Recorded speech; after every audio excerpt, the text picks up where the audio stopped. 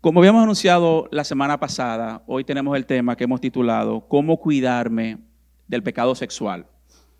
Y esta reunión, por así decirlo, tiene dos partes. El sábado que viene tendremos con nosotros a Cornelia Hernández, que es psicóloga y terapeuta sexual, que la idea es tener con ella también un tipo de conversatorio donde ustedes puedan hacerle sus preguntas y podamos conversar y más tener, ¿verdad?, una experta cristiana con nosotros. Así que desde ya saben que este tema va a continuar la semana que viene.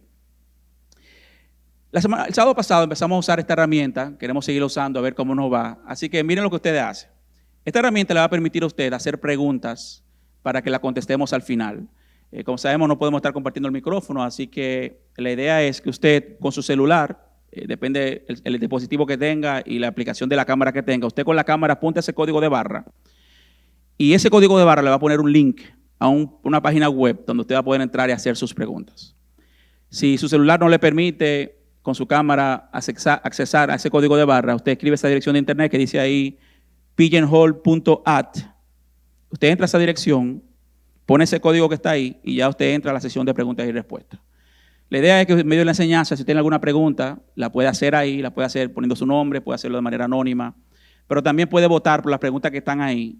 Si hay alguna que a usted le tocó, que alguien hizo y quiere que se conteste, y ahí la vemos. No le doy garantía que voy a contestar todas las preguntas, quizá algunas las vamos a dejar para Cornelia la semana que viene, pero esto es un tiempo que pudiéramos tener un conversatorio al final. Entonces ahí hice una pequeña explicación.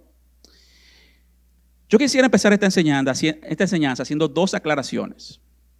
La primera es la siguiente. Yo recuerdo hace varios años atrás escuchar una entrevista que le hacían, o leer una entrevista que le hacían a R.C. Sproul. R.C. Sproul fue un hombre que Dios usó mucho, hay mucha literatura de él, muy buena para leer.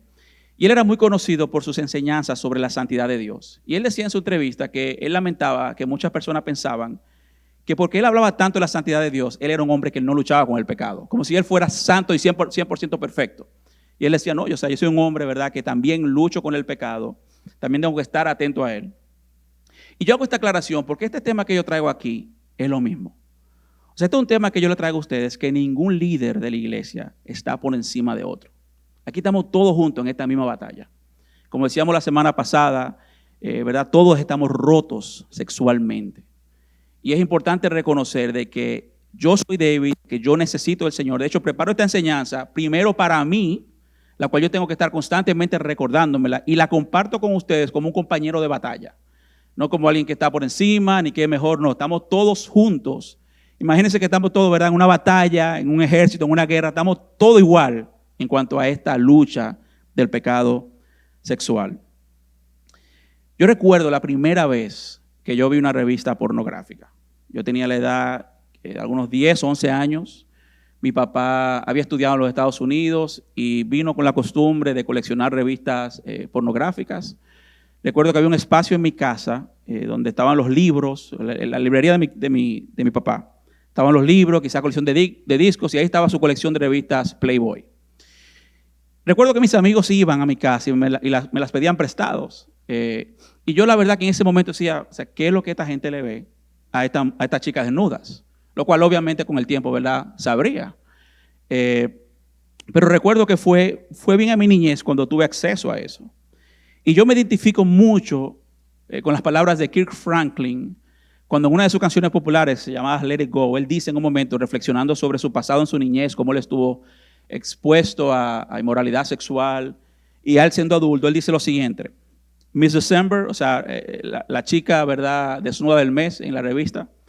Miss December, you remember I bought you twice, now I'm 30 plus and still paying the price. Que traducido en español entendible sería: señorita Diciembre, ¿recuerdas? 2 veces te compré, ahora soy adulto y aún sigo pagando el precio de haber visto tu desnudez. Y ahí viene mi segunda salvedad esta mañana. Quizás tú, igual que yo, cuando niño o cuando niña, fuiste expuesto a material así. O quizás tú fuiste expuesto a temas más profundos de moralidad sexual. O quizás alguien abusó de ti. Sin importar esa circunstancia y sin minimizarla, y sabemos, ¿verdad?, que todo eso tiene un impacto en nuestra alma y en el momento necesitamos ayuda para trabajarlas. Pero ninguna de esas circunstancias de nuestro pasado determina cómo hoy yo debo vivir. El estándar de Jesucristo ya está. Él puso un estándar para nosotros. Y yo nunca podré usar la excusa de que, bueno, es que yo soy así porque yo estuve expuesto a eso. No, el estándar Dios Jesús lo puso. Y ese es el estándar donde todos en esta batalla tenemos que apuntar.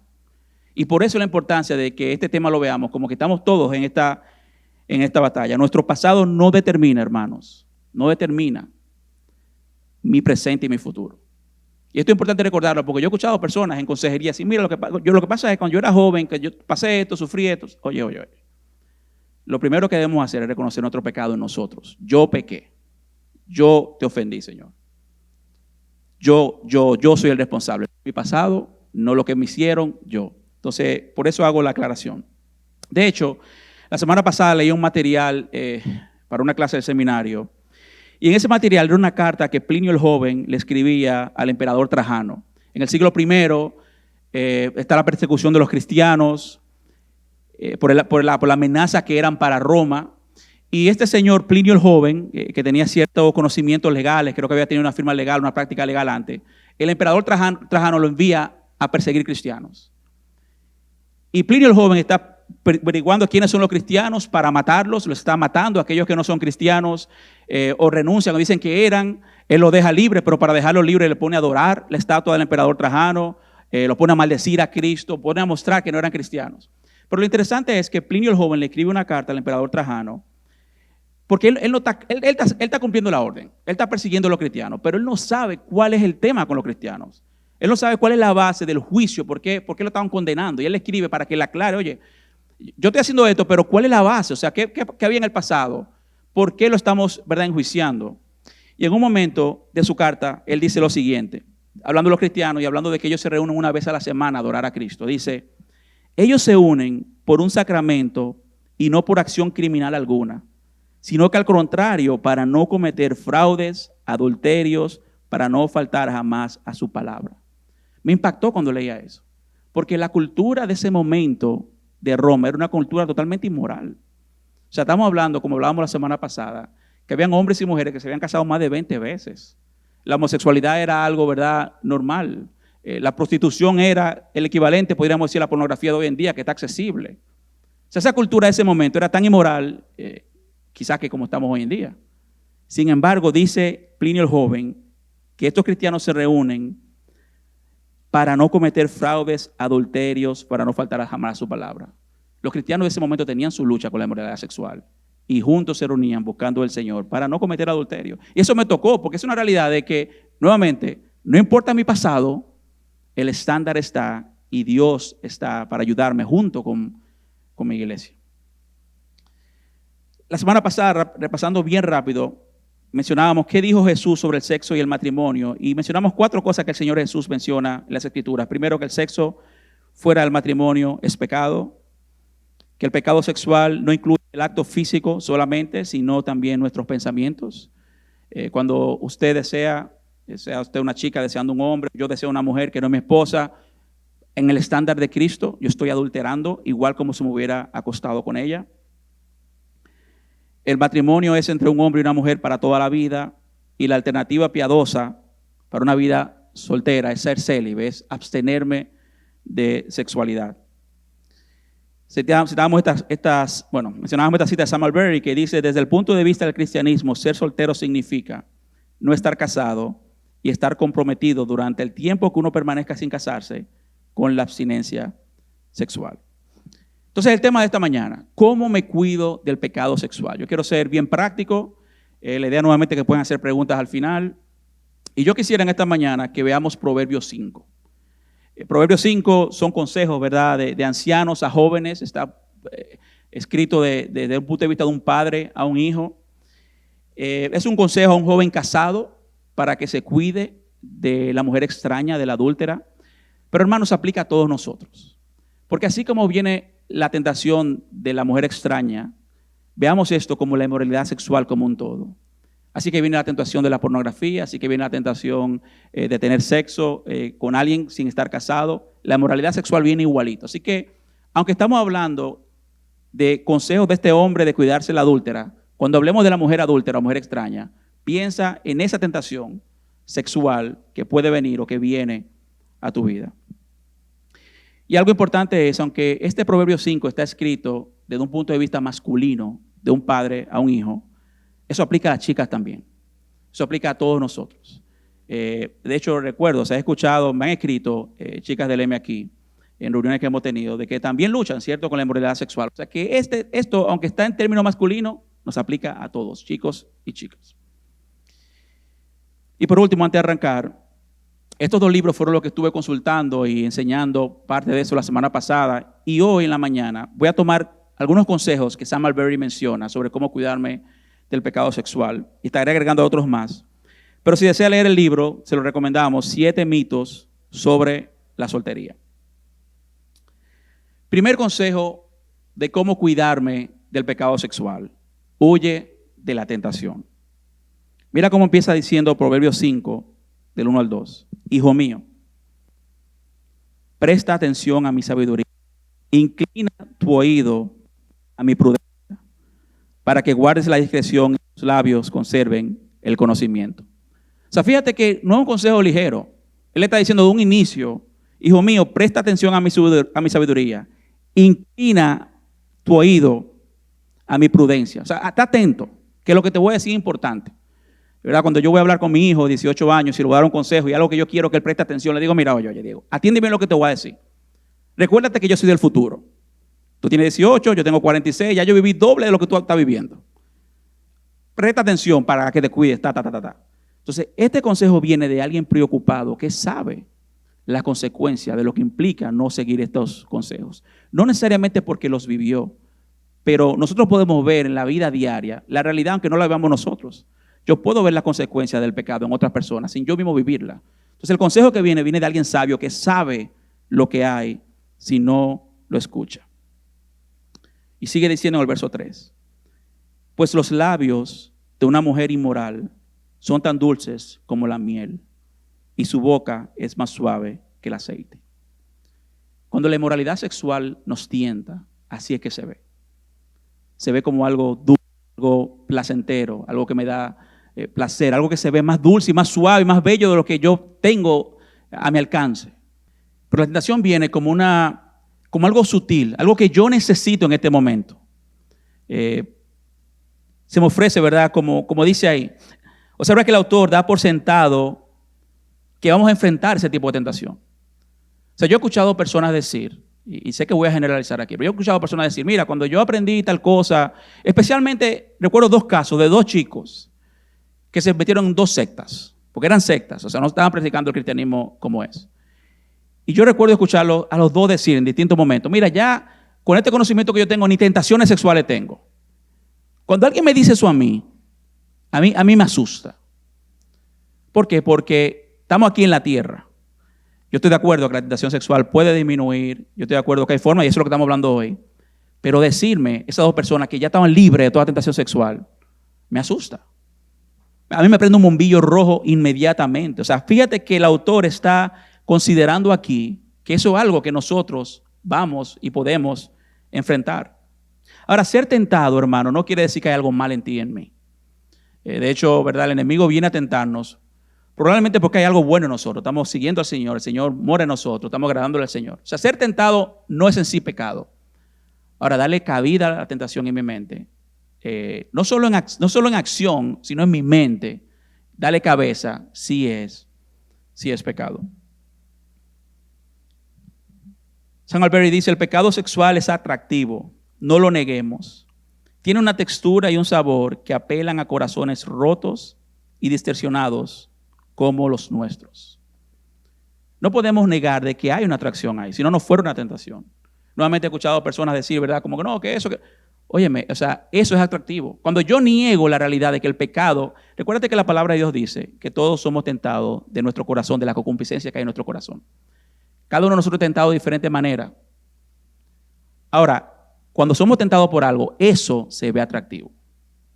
Y hay personas que niegan la cosa, como queriendo decir, es que yo, la primera realidad es que tengo que reconocer que es atractivo. De hecho, debo reconocer en momentos que es placentero. Y eso es parte del problema. Entonces, cuando yo reconozco que es atractivo, es placentero, ya yo estoy reconociendo lo que hay ahí, para yo entonces batallar con eso. O sea, el diablo nunca va a venir a nosotros, o la tentación, con algo horrible, asqueroso, vergonzoso, o sea, no, va a venir de una manera sutil. La Biblia habla en Génesis, ¿verdad? Cuando Eva es tentada y la serpiente la engaña, dice que vio el fruto apetecible. O sea, ella no lo había visto y cuando escuchó la tentación, entonces lo vio como algo que le llamaba la atención. El pecado destila miel y habla con la suavidad de la seda, pero la promesa no podría ser más distinta que los resultados reales. Hermanos, tú y yo sabemos qué nos pasa cuando pecamos. Tú y yo sabemos la sensación de dolor, de separación. Hay algo en nosotros. Yo hablaba con un hermano anoche sobre este tema. Me decía, oye, yo recuerdo cuando he pecado. Y es como algo que me sucede por dentro. Es como una sensación de separación de Dios. Y eso es lo que sentimos los hijos de Dios cuando pecamos. De hecho, hasta físicamente, me atrevo a decir, muchos somos afectados.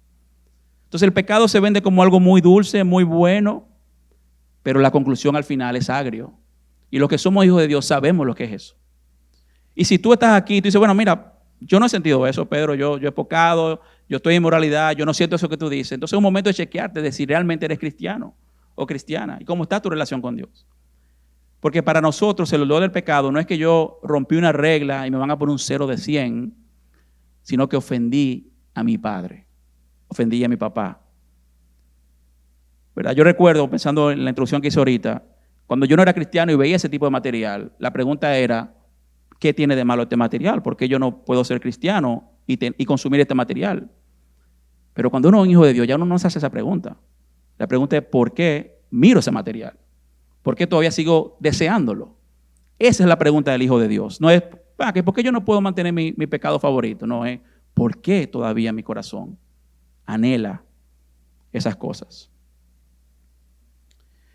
El pastor Miguel escribió hace un tiempo atrás 10 leyes sobre el pecado. Yo quisiera repasarla brevemente con ustedes. Primera ley, el pecado siempre te llevará más lejos.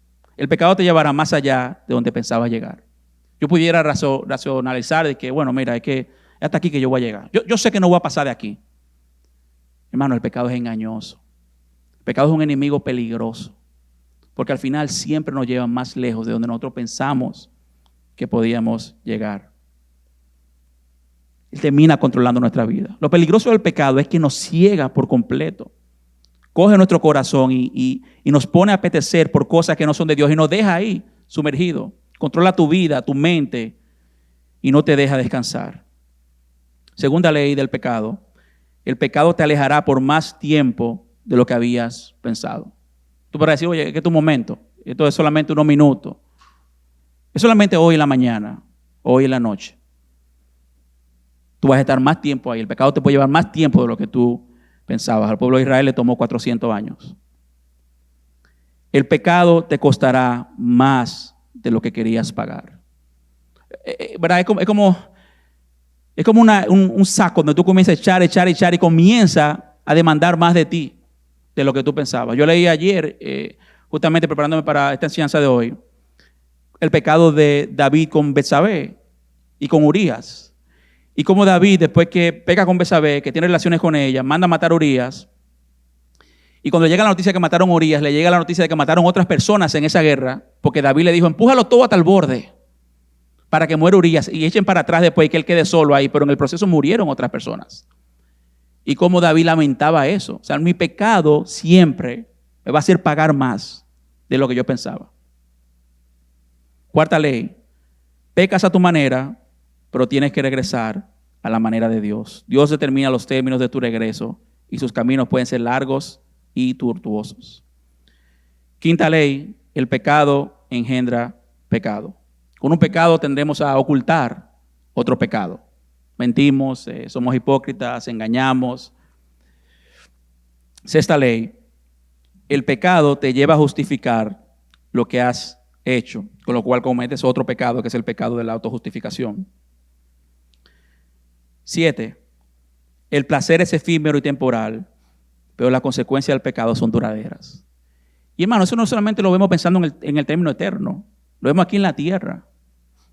Yo he conocido personas que sus padres se han divorciado más de 3 veces. El padre muere Y esas 3 familias están involucradas en un proceso legal y 1000 cosas, pagando consecuencias del pecado de una persona. El placer es efímero, es temporal. Como hablábamos ahorita, seamos sinceros, hay placer en el pecado.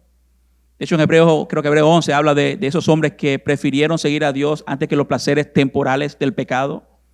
Hay un placer, pero es temporal comparado con el precio largo que podemos pagar aquí en la tierra y en el cielo. Personas con enfermedades, ¿cierto? Pero no solo enfermedades, consecuencias económicas, consecuencias que... yo recuerdo hace un tiempo atrás, un joven de aquí, que estaba asistiendo al M aquí, se me acercó para decirme que él había tenido relaciones sexuales con una muchacha en un momento en el interior del país que andaba de visita o algo. Un encuentro de un día y terminaron los dos, ¿verdad?, acostados. Y él se me acercó con dolor diciéndome, mira, ella está embarazada. Una consecuencia, ¿verdad?, de las que pueden pasar.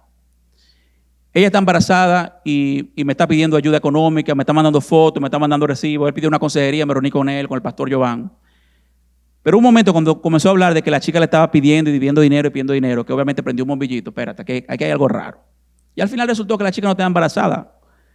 Pero lo que va y viene el caso, le cogió mucho dinero al muchacho. El muchacho tuvo una lucha emocional muy fuerte. Uno de los consejos para ese chico era en ese momento, pensando que había embarazado a la chica, es ve a tu familia y díselo a tus padres.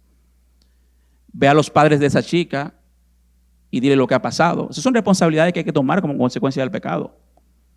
Pero todo lo que ese muchacho pasó emocionalmente, esa crisis, por causa de un pecado temporal. Y sobre todo, chicos, la sexualidad es algo muy importante dentro del Señor. Fue Dios que creó el sexo. Hay algo que sucede en 2 almas. ¿Por qué a Dios? Me gusta porque San Albert en el libro dice, ¿por qué a Dios le importa con quién yo me acuesto? Porque Dios está interesado en el alma de esas 2 personas que están acostando. Y fíjense que en la sociedad hablamos, ¿verdad? De, bueno, mira, es bueno que mi hijo sepa desde pequeño, que tenga relaciones para cuando se case. Lo grande es que esa mentalidad de qué bueno que él aprenda trayándose, no la aplican con el vehículo de la casa. Es bueno que mi hijo de 12 años se lleve el carro y vea lo que es. O sea, hay consecuencias emocionales. Y hermano, yo sé, y lo vamos a hablar al final, si tú estás en esa situación o has pasado por eso, hay esperanza en Cristo. Dios nos perdona, Él nos acepta. Pero debemos recordar de que el placer es efímero y temporal del pecado y las consecuencias son largas. Pueden ser muy largas aquí en la tierra, como también consecuencias eternas que podemos tener. 8. No hay pecado oculto que Dios no ponga de manifiesto. Una mentira que el pecado nos hace creer es que, mira, es que nadie se va a enterar. Y vivimos en un mundo anónimo. Creo que el pastor Miguel que me hablaba en estos días, creo que era la 4A de la pornografía, que una es anónima, otro es accesible, no me recuerdo la tercera. Pero la cuarta yo le decía a él, y es adictiva. O sea, vivimos en una cultura donde yo puedo ser anónimo en mis prácticas de inmoralidad sexual. Pero Dios ve, ¿verdad?, ese browser incógnito, aunque otra gente no lo vea. Entonces, recordemos que el pecado va a salir a la luz. Va siempre a salir a la luz. Si yo peco y tengo una práctica pecaminosa y la tengo escondida, el pecado va a salir a la luz. Sea yo vivo o sea muerto, pero va a salir a la luz. No hay pecado oculto que Dios no ponga de manifiesto. 9. Mi pecado comienza cuando yo quiero, pero las consecuencias comienzan cuando Dios quiera. De hecho, la Biblia habla momentos de la iniquidad de alcanzar, ¿verdad?, a los padres hasta la 3ª y 4ª generación. Y 10, de Dios nadie se burla. Hermanos, el pecado es algo peligroso. Yo no estoy diciendo esto, como decía al principio, como alguien libre del pecado. No, es que yo sé lo que el pecado hace en mi corazón y puede hacer nosotros. Y por lo tanto tenemos que batallar y cuidarnos de luchar contra él porque el pecado nos engaña. Cada vez que cedemos al pecado sexual estamos dando más control sobre nosotros. Y seguimos leyendo en Proverbios 5, del 3 al 4. Pues los labios de una mujer inmoral son tan dulces como la miel y su boca es más suave que el aceite, pero al final ella resulta ser tan amarga como el veneno, tan peligrosa como una espada de 2 filos. Sus pies descienden a la muerte, sus pasos conducen derecho a la tumba. Pues a ella no le interesa en absoluto el camino de la vida, va tambaleándose por un sendero torcido y no se da cuenta. Nuevamente, como decíamos ahorita, esto está desde el punto de vista masculino, pero chicas, no se pierdan, esto va con ustedes también. Y me toca mucho cuando dice aquí, pues a ella no le interesa en absoluto el camino de la vida. Esa inmoralidad sexual que se nos ofrece, ya sea en una persona que nos gusta y quiere tener relaciones con nosotros, ya sea en esa imagen pornográfica que se nos ofrece, todo se ve atractivo y bonito. Todo se ve lindo, con sonrisa y todo. Pero a ese pecado, a esa persona que está atrás, no le importa la vida. Y cuando hablamos de la vida, esa vida abundante que Jesús ofrece. La vida no está aquí. O sea, el hombre y la mujer que tienen sus ojos puestos aquí y todo es placer aquí, va a terminar roto al final. Porque la vida aquí es pasajera y corta. Y el placer no es tan abundante como lo que el Señor tiene para nosotros. Entonces ese pecado, velo de esa manera. Esa oferta que tú recibes, esa persona, esa tentación, no le importa la vida. Cuando uno piensa en pornografía, por ejemplo, esa oferta que llega, esa imagen que llega, que se ve atractiva, no le importa tu vida, ni le importa la vida de Dios. Son, ¿verdad?, cosas preparadas y actuadas. Así que ahora, hijos míos, escúchenme. Nunca se aparten de lo que les voy a decir. Aléjate de ella. No te acerques a la puerta de su casa. Entonces ahí viene el primer consejo. Huye de la tentación. ¿Cuál es tu llamado y el mío? Mantenernos lejos de la tentación. Para algunos de nosotros puede significar un cambio de trabajo. Porque yo sé que tengo muchas tentaciones ahí. Quizá para otros de nosotros le va a costar un cambio de amistades. Quizá para uno de nosotros va a significar, cerrar el Instagram o el Facebook o dejar de ver una serie. Ahora tú dirás, oye Pedro, pero tú viniste aquí a dar una prédica legalista. No, yo no estoy hablando de eso. Yo sé lo que yo tengo que hacer para yo cuidarme. Y yo sé lo que yo tengo que renunciar. Y todo lo que estamos aquí, a algo tenemos que renunciar en la lucha contra nuestro pecado. Aún no sé inmoralidad sexual. Quizá tu pecado es otro, quizás lo que te llamas es la gula, o quizás el materialismo, o quizás otra cosa. Tú y yo tenemos que huirle al pecado, hermanos. Cuando uno ve la palabra de Dios, fíjate qué tan sincera es la palabra de Dios. Y esto es una de las muestras de por qué el cristianismo es real. Si fuera una religión falsa pusiera a todos sus héroes como lo máximo, sin errores, perfectos. La Biblia es sincera y muestra a sus mejores hombres fracasando. Y si los mejores hombres fracasaron, y tuve casos de temas de inmoralidad sexual, David, tuve Sansón, o sea, tú dices, óyeme, yo tengo que cuidarme. Entonces, aléjate de ella, no te acerques a la puerta de la tentación. Huir del pecado sexual significa mantener deliberadamente la mayor distancia que podamos de él. Implica hacer todo lo que podamos para evitarlo. Nuevamente, para algunos de nosotros significa no usar mi celular constantemente para estar navegando, ver qué yo voy a encontrar, o qué nuevo post puso alguien, porque sé que vienen otras ofertas. Quizás comenzar, como yo leía a alguien, que su práctica, él entra al celular a chequear puntualmente lo que él va a hacer. Gente que ha renunciado, como decía ahorita, a Instagram. Gente que ha renunciado a su Netflix. Gente que ha renunciado a ciertas cosas. ¿Por qué? Porque al final sabe que es débil. Entonces, ese tipo de pecado es mejor huirle que enfrentarlo. De hecho, el consejo de la palabra de Dios sobre el pecado sexual es huye. Y sobre todo porque el pecado sexual es atractivo y adictivo, que es una combinación letal. Entonces, el primer consejo, huye a la tentación. Hermano, no privemos fuerte. Tú dirás, sí, pero yo tengo que aprender y tengo que ponerme fuerte. Sí, y el Señor me va a ayudar. Pero yo le huyo. Conozco gente nuevamente. Yo recuerdo un amigo cuando era bien joven que dejó de ir al cine por un tiempo. Tú dirás, bueno, nadie va al cine ahora mismo. Sí, está bien, perfecto, porque estaba en pandemia. Pero ese amigo dejó de ir al cine por un tiempo. ¿Por qué? Porque para él era un tema. Y después volvió y todo el tema. Pero cada uno de nosotros sabe dónde cojea. Entonces, cuidémonos. Segundo, considera tu futuro. Sigue diciendo Proverbios 5, del 8 al 10. Aléjate de ella, no te acerques a la puerta de su casa. Si lo haces, perderás el honor y perderás todo lo que has logrado a manos de gente que no tienen compasión. Gente extraña consumirá tus riquezas y otro disfrutará del fruto de tu trabajo. El pecado sexual te cuesta tu fuerza, tu energía, tu vida. Como le hablaba ahorita, el muchacho que perdió dinero y perdió emoción y perdió fuerza por esta chica que la estaba presionando porque él tuvo relación con ella. O como les hablaba de casos de matrimonios, de hombres que se han casado y casado y casado, viven una vida lejos de Dios y sus hijos pagan y todo el mundo paga y él paga su consecuencia. Porque él, emocionalmente, y físicamente y económicamente tiene situaciones con la familia que está involucrado. Podría tratarse de cualquier cosa, desde el chantaje al chantaje, demandas judiciales, manutención infantil. Tus recursos físicos y emocionales se gastan en todo esto. Al final gemirás de angustia cuando la enfermedad consuma tu cuerpo. Dirás, cuánto odié la disciplina si tan solo no hubiera despreciado todas las advertencias. ¿Por qué no escuché a mis maestros?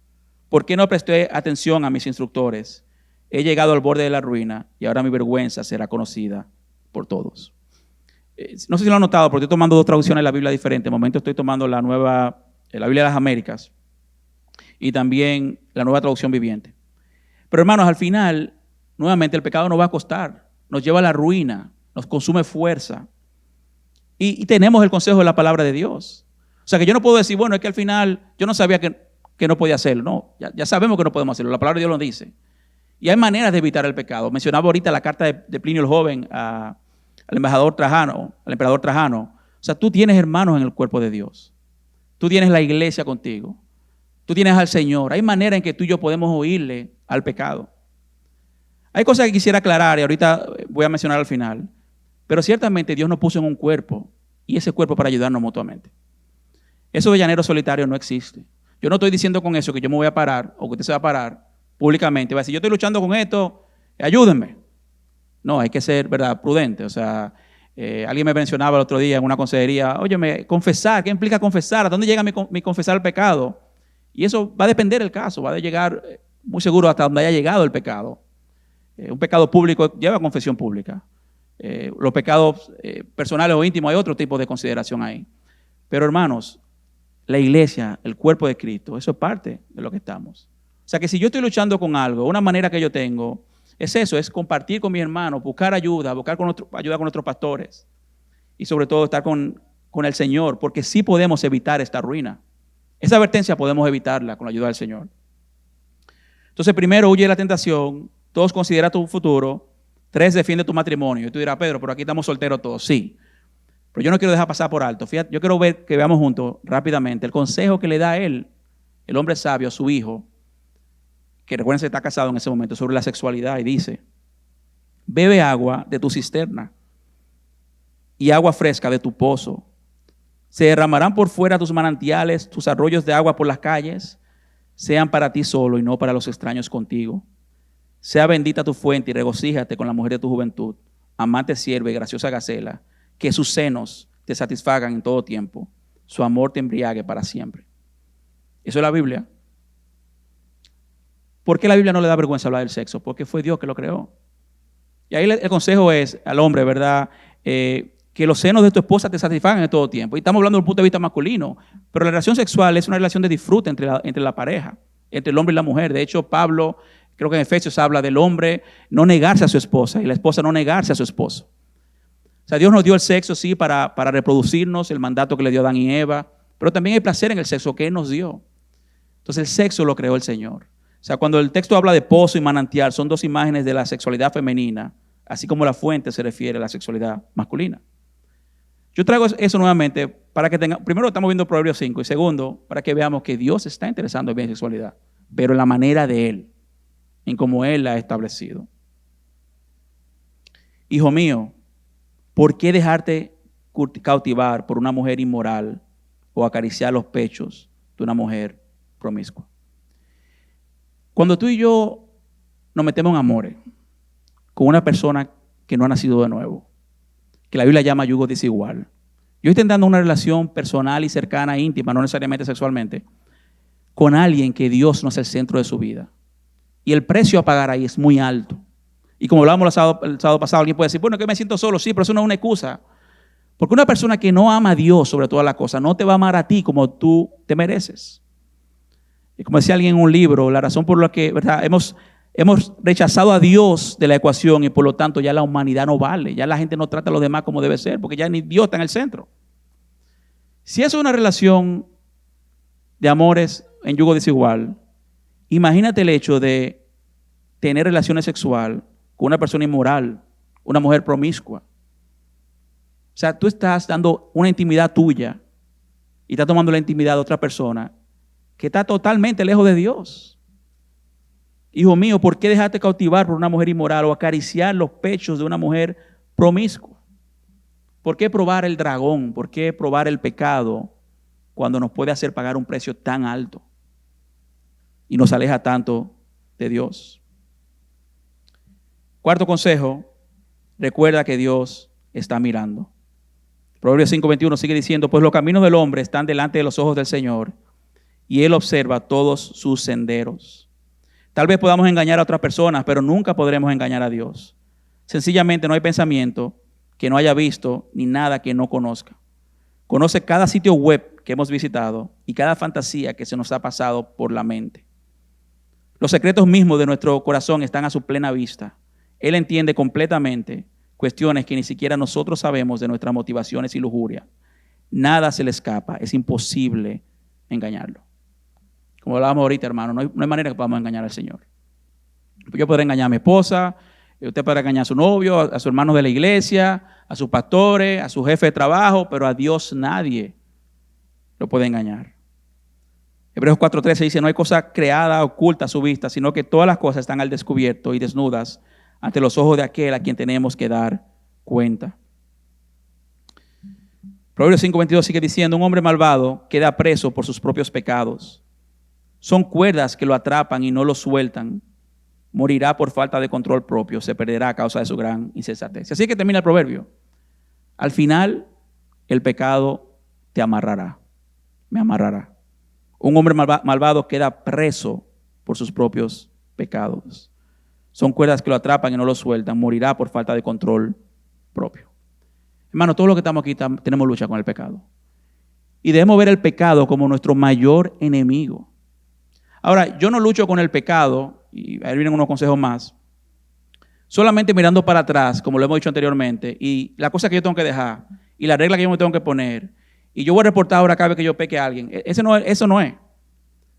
Yo rompo con el pecado mirando hacia adelante, mirando a Cristo, buscando a Cristo, queriendo ser como Cristo. Porque si nada más me enfoco en el pecado y cómo yo tengo que romper con él, ahorita me vuelvo tremendo moralista. Logré todas las reglas, vencí todo, pero mi corazón aún lejos de Dios. O sea, el pecado es tan engañoso que aún podemos pensar que porque ya dominamos cierto pecado, yo estoy libre de pecado. Y no damos cuenta que hay otros pecados en medio nuestro. Pero cuidémonos porque el pecado sexual son cuerdas que nos atrapan y si le damos lugar y lo permitimos, nos dejará ahí amarrados. Ahora, ¿y qué tal si has pecado? ¿Y qué si yo he pecado? ¿Y qué, Pedro, si lo entendí claro? ¿Qué pasa conmigo si yo estoy ahora mismo o he estado en esa situación? Estos fueron consejos que le di a un hermano que me llamó hace unas semanas atrás para hablar sobre pecados de inmoralidad sexual donde él había caído. Y aquí hay 3 de esos 4 consejos que le di porque el cuarto ya lo vimos en la enseñanza que vimos anteriormente. El primer consejo que yo le di es no excuses tu pecado. Como decíamos al principio, yo no puedo decir, bueno, mira, yo pequé, lo que pasa es, en el caso mío que estoy casado, es que Inés no me estaba atendiendo, no estaba atenta a mí, o yo estaba incómodo con ella. Tú que eres soltero, tú podrás decir que yo tengo muchos años siendo soltero. Bueno, es que tú sabes, antes de venir a Cristo, yo experimenté tantas cosas sexuales que tú sabes, oye, no hay excusa, no empieces por ahí, porque entonces, o sea, te está excusando. Y como decía alguien una vez, la excusa solamente satisface a aquel que la dio. Fíjate lo que sucede en el Salmo 51. Yo mencioné ahorita el caso de David con Betsabé. David, rey de Israel, lo pueden leer en 2 Samuel 11. Está en el balcón, la historia es bien breve, de su palacio, ve a esta chica, que la Biblia dice que es muy linda, la ve desnuda bañándose, pregunta quién es ella, la manda a buscar, tiene relaciones con ella queda embarazada. Él, para tratar de arreglar la cosa, manda a buscar al esposo que está en la guerra para que venga y se pase unos días aquí y se acueste con ella para que parezca que fue él que la embarazó. El tipo no se acuesta con ella porque él quiere ser fiel a lo que está haciendo la lucha en el ejército.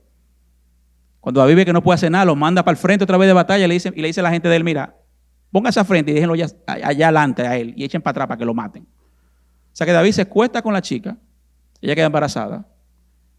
O sea, usó a Betsabé como un objetivo sexual, usó su poder para tener relaciones con ella, manda a matar al esposo y al final, ¿verdad? Miente con todo esto que está pasando. Ahora David, fíjate cómo dice el Salmo 51, del 3 al 4, cuando ya él reconoce su pecado, cuando ya el profeta Natán viene y le deja ver a él que él pecó con Dios, contra Dios. porque yo reconozco mis transgresiones y mi pecado está siempre delante de mí. Contra ti solo he pecado y he hecho lo malo delante de tus ojos. David no está diciendo aquí que él no pecó contra Betsabé, porque él pecó contra Betsabé, como dije ahorita. Él abusó de su poder para tener acceso a ella, y abusó de ella. Ella se acostó con él, pero él era el rey en ese momento. Él no está diciendo que él no pecó contra la familia de Urías por haberlo matado. Él no está disminuyendo eso. Eso fue una realidad que pasó. Pero él está reconociendo aquí que en primer lugar a quien él ofendió fue a Dios. O sea, cuando yo peco, sí, yo ofendo a mi esposa, yo ofendo a otra persona, pero al que primero yo ofendí, tengo que pedirle perdón es a Dios. Por un lado, eso no me excusa de yo reconocer mi responsabilidad con las personas, pero no olvidemos de que Dios es el primero que yo ofendo. Él es la primera persona. Por eso es que hay personas que dicen, bueno, fulano va a confesar el pecado porque lo encontraron o porque se siente avergonzado y públicamente te llora y te dice y confiesa que pecó, pero porque está avergonzado hacia los hombres. No quiero minimizar esta palabra, pero honestamente es a Dios el tema primero. O sea, ¿qué importa no me malinterprete, pero ¿qué importa que piensen los hombres si yo con Dios estoy mal? Los hombres podrán decir, wow, qué hombre más santo y piadoso, mira cómo se arrepintió, qué sincero. Quizás yo vine y confesé porque la vergüenza que me encontraron. O quizás mi temor de que yo quiero dejar de pecar porque no quiero que me encuentren. Sí, o sea, creo que a ninguno quisiera que lo encuentren en un pecado. Pero mi primer temor es que yo estoy ofendiendo a mi Señor. Yo quiero parar esto porque quiero agradar a mi Señor. Al final, esa es la relación más importante. Primero mi relación vertical y después mi relación horizontal. Entonces, por eso es que David, que en el Salmo 51 ora por arrepentimiento al Señor, le dice, cambia mi corazón, dame un corazón nuevo, contra ti he pecado, en pecado me concibió mi madre. Dice, porque yo reconozco mis transgresiones, mi pecado está siempre delante de mí, yo estoy viendo lo que hice y las consecuencias. Contra ti solo he pecado y he hecho lo malo delante de tus ojos. Hermano, cuando tú y yo pecamos, lo más grande es que hemos ofendido a nuestro Señor. Nuestro Padre, quien te miró a ti y a mí, sin nosotros merecerlo y decidió salvarnos. O sea, es a Él que ofendemos. Entonces, si yo estoy dolido con mi pecado, que mi dolor no sea por la consecuencia que estoy pagando, que puede ser un dolor válido, pero que no sea porque estoy ofendiendo a alguien, es que primero yo estoy ofendiendo a mi Señor. Señor, cámbiame. Señor, transfórmame. Yo reconozco mi maldad. Entonces, no excusemos. David aquí no puso excusa. Oye, que la tipa era bonita. No. Hermano, usted pecó y hubo consecuencias que pagar. Primera Juan 1, 8 al 9 dice, si decimos que no tenemos pecado, nos engañamos a nosotros mismos y la verdad no está en nosotros. Si confesamos nuestro pecado, Él es fiel y justo para perdonarnos los pecados y para limpiarnos de toda maldad. Oye, nuestro Dios está con los brazos abiertos esperando que le confesemos nuestro pecado. Y fíjate lo que dice, que primero, si alguien de aquí o uno de nosotros dice, no, que yo no he pecado, yo no tengo pecado, tú eres un mentiroso porque todos hemos pecado. Pero si confesamos nuestro pecado, Él es fiel y justo. ¿Cómo que es fiel y justo? Porque Él ya envió a su Hijo a morir en la cruz y pagar por el pecado tuyo y mío. Y si yo le pido perdón y me arrepiento, Él, porque es justo y porque ya alguien pagó mi culpa, me perdona.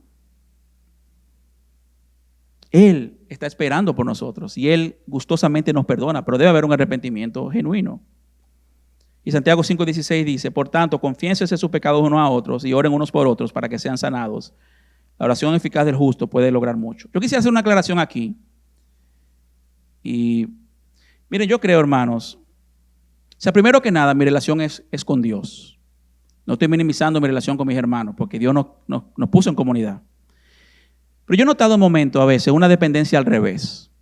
Yo creo que lo he comentado anteriormente. Yo he visto, y ha sido una moda por muchos años en muchos círculos, el tema de crear grupos de rendir cuenta. Yo voy a crear un grupo para yo estar rindiendo cuenta de cómo yo estoy con este pecado. En mi opinión, eso es muy peligroso. Yo no digo que no funcione.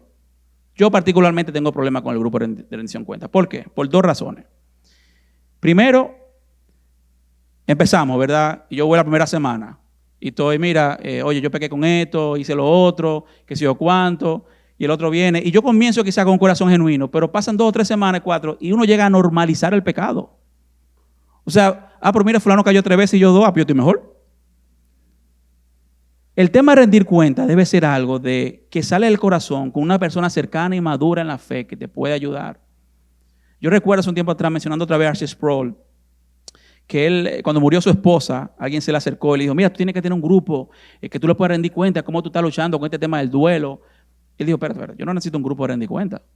Yo tengo amigos cercanos que Dios me ha dado, en amistad genuina, que han salido, con los que yo hablo y converso y me conocen y me aman y están conmigo. O sea, yo no tengo que crear un grupo artificial, me refiero a artificial, vamos a poner que, qué sé yo, y le diga Alexi, Starling, Pablo, vamos juntando toda la semana a confesar nuestro pecado, que son hermanos que yo conozco, pero no tenemos una intimidad. Entonces, hay que tener cuidado con eso. En mi consejo, en mi opinión, tenga hermanos maduros en la fe que puedan ayudarles. Están los pastores de la iglesia. Si usted es una chica que está aquí en el M, aquí está Inés para servirles, y también está el departamento de consejería de la iglesia. Igual tú y yo aquí con los chicos si quieren hablar conmigo, y también está el departamento de consejería. O sea, tú buscas personas que te puedan ayudar y te puedan acompañar, pero cuídate del tema de rendición de cuentas, porque al final a veces normalizamos el pecado y nos acostumbramos y no es el fin. O sea, la amistad debe salir de manera genuina y debe haber un interés de ayuda. Y segundo, debe ser gente, como hablábamos ahorita, maduro en la fe. Gente que sabe y te puede ayudar. No gente, ¿verdad?, que se va a sorprender de mi pecado y lo va a hacer público. Porque el tema es que también hay que ser privado y confidencial en los temas que estamos manejando. Así que cuídense de eso, hermanos. Sí, primero es el Señor. Yo confieso ante Él. Y sí, tengo la iglesia disponible, la comunidad para ayudarme. Pero hay que saber cómo hacerlo y con quién hacerlo. Este texto de Santiago 5:16, que dice, confiésense sus pecados unos a otros. El principio aquí es, no oculte tu pecado. No lo oculte. Cuando tú y yo ocultamos el pecado, sigue cocinándose la cosa y el enemigo sigue aprovechándose. Pero nuevamente, aquí hay múltiples aplicaciones. Una aplicación puede ser tener un hermano en la fe con quien hablarle. A veces hemos estado en la iglesia, no he estado en estas otras iglesias donde el Espíritu Santo comienza a moverse y gente comienza a pararse, a confesar pecado. O sea, hay varias aplicaciones que pudiéramos hacer aquí.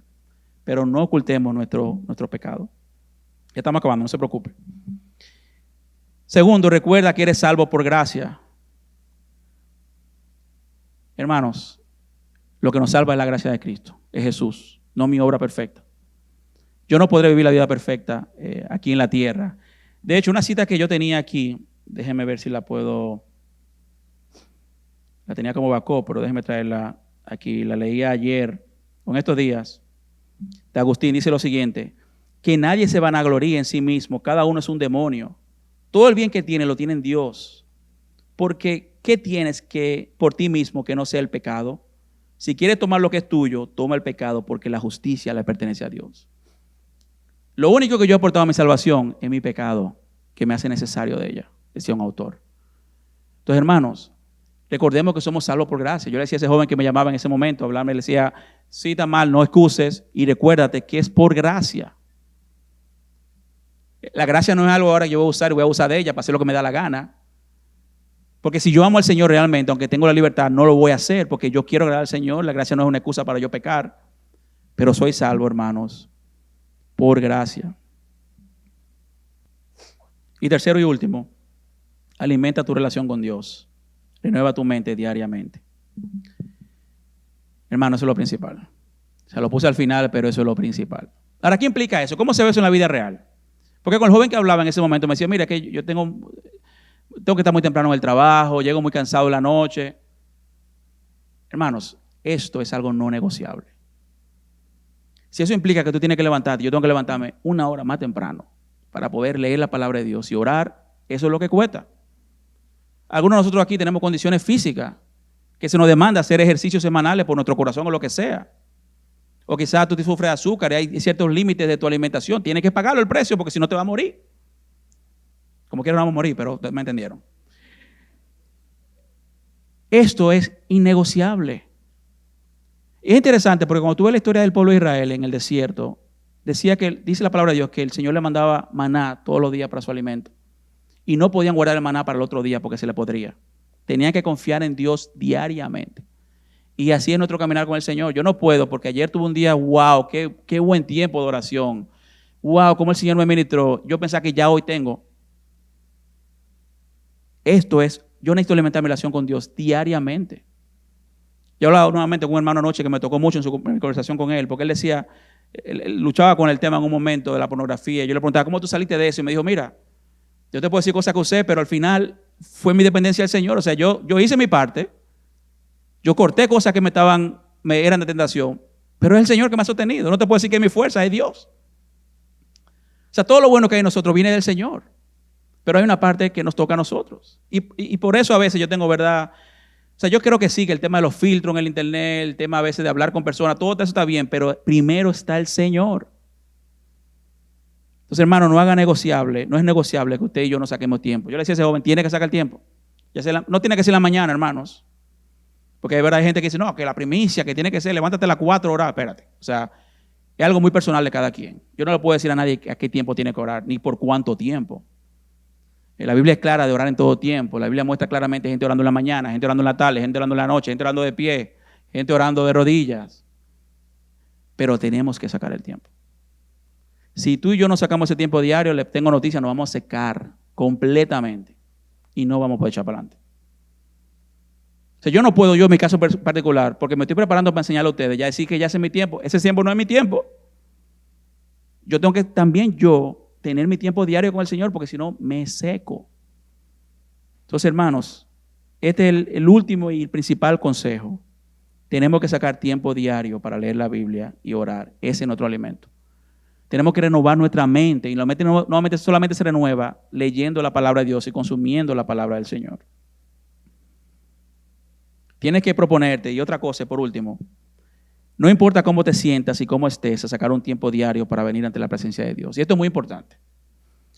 Porque quizás tú dirás, bueno, yo tengo un hábito, sí, yo todos los días estoy sacando tiempo para orar. Y déjeme decirle algo. Obviamente creo que es muy bueno leer la Biblia en un año. Pero no se trata de yo leer los 5 versículos rápidos que tengo que leer hoy porque para poder cumplir. No, es tú sacar y meditar y reflexionar lo que estás leyendo y qué implica eso en tu vida. Pero un consejo que le quiero dar práctico es, si tú tienes el plan o la práctica de todos los días ir al Señor, hazlo no importa cómo estés ni cómo te sientas. Ay, que yo pequé, ven igual al Señor. Ay, que yo me siento como que no tengo ganas, ven igual al Señor. Óyeme, que yo estoy tan sucio, ven igual al Señor. O sea, nada de lo que estamos haciendo sorprende al Señor, ni lo que hemos hecho. Él espera por nosotros. Pero un engaño que yo he visto a veces en el enemigo es, no es que tú estás muy sucio. Es que tú, o sea, esa tentación que llegó, ¿verdad? Mira qué rica se ve, ahora tú eres un sucio por haber caído en ella. Hermanos, diariamente tenemos que ir a nuestro Señor. Y por último, Romanos 12:1 dice, por consiguiente, hermanos, os ruego por la misericordia de Dios, que presentéis vuestro cuerpo como sacrificio vivo y santo, aceptable a Dios, que es vuestro culto racional. Y no os adaptéis a este mundo, sino transformaos mediante la renovación de vuestra mente, para que verifiquéis cuál es la voluntad de Dios, lo que es bueno, aceptable y perfecto. Como decíamos al inicio, hay un estándar. Dios espera que cuidemos nuestro cuerpo y lo honremos a Él con nuestro cuerpo. Dios espera que nuestro cuerpo sea un sacrificio de adoración a Él. No hay excusa, hermano, en nuestra niñez, en nuestra juventud, ni donde estamos ahora. Hay esperanza para nosotros en Cristo Jesús. Ahora fíjate cómo termina diciendo, no te conformes a este mundo, no te conformes a la manera de pensar de este mundo, que para el mundo ahora todo lo bueno es malo y todo lo malo es bueno, sino transformaos mediante la renovación de vuestra mente. Yo nada más renuevo mi mente leyendo la palabra de Dios, pensando en lo que Dios dice, leyendo libros y materiales que me explican la palabra de Dios para que me ayuden a mí a aplicarla, porque así voy a verificar cuál es la voluntad de Dios para mí, buena, aceptable y perfecta.